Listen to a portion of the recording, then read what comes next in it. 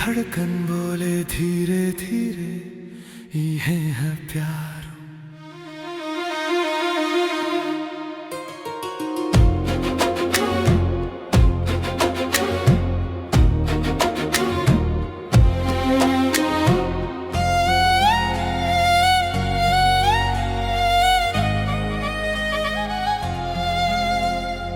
अखियां मिलल फिर निंदियां उड़ल, उड़ गईले चैन करार।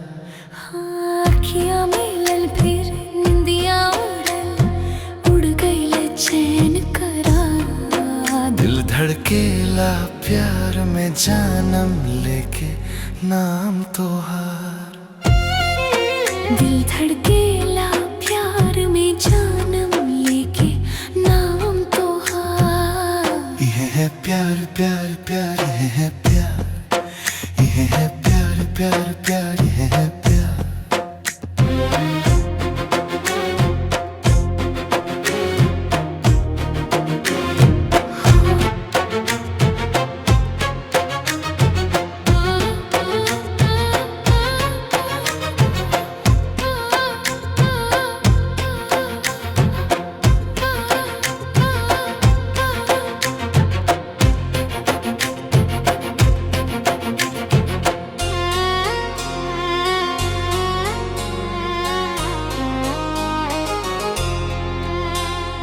हंसलू जैसे फुलवा खिले आसमां, तो हर छुवन से जियरा हो गईल बेकरार।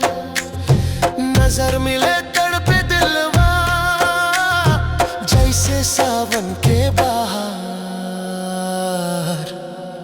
ये है प्यार, ये है प्यार।